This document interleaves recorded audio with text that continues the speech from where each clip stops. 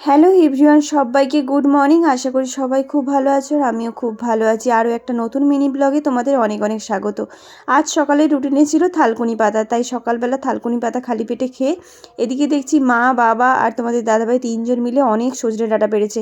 এই বছর গাছে প্রচুর সজনে ডাঁটা হয়েছে, যেগুলো একসাথে খাওয়া সম্ভবই না।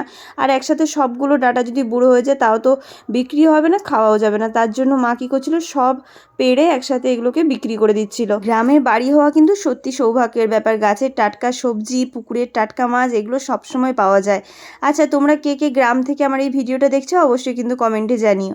তারপরে এদিকে আমি ব্রেকফাস্টে নিয়ে নিয়েছিলাম টমেটো, কাঁচা ছোলা, ঝুরি ভাজা আর একটা ডিম দিয়ে মুড়ি নিয়ে নিয়েছিলাম। ওই যে একটু আগে বললাম না গ্রামে বাড়ি হওয়া কতটা সৌভাগ্যের, এই দেখো এই পুকুরের জলটা কমে গেছে বলে মা, ঠাকুমা, পিসিমণি, বাবা, পিসেমশাই সবাই মিলে নেমে পড়েছে একসাথে পুকুরে মাছ ধরার জন্য।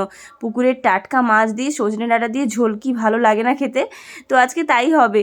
আর আমি তোমাদেরকে আজকে লাঞ্চের রেসিপিটা শেয়ার করতে পারিনি, কারণ অনেক দেরিতে রান্না হয়েছিল, যার জন্য আর শেয়ার করা হয়নি। এই দেখো বাবা এখানে একটা শোল মাছও ধরে নিয়েছে। আমি বাবাকে বলছিলাম এদিকে দেখো, এত দূর থেকে তো দেখাই যাচ্ছিল না ঠিক করে। তো তারপরে খাওয়া দাওয়ার পরে তোমাদের দাদাভাই একটা ট্যাব নিয়ে এসেছিলো। এতটা খুশি হয়ে গেছিলাম সত্যি, মানে কখনো কল্পনাই করতে পারিনি হঠাৎ করে এরকম একটা সারপ্রাইজ দেবে।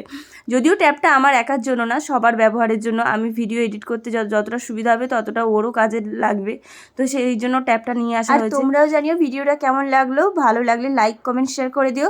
আর নতুন অতিথি হয়ে থাকলে চ্যানেলটা অবশ্যই সাবস্ক্রাইব করে দেবে। আজকের মতো টাটা, দেখা হচ্ছে পরে একটা নতুন মিনি ব্লগে।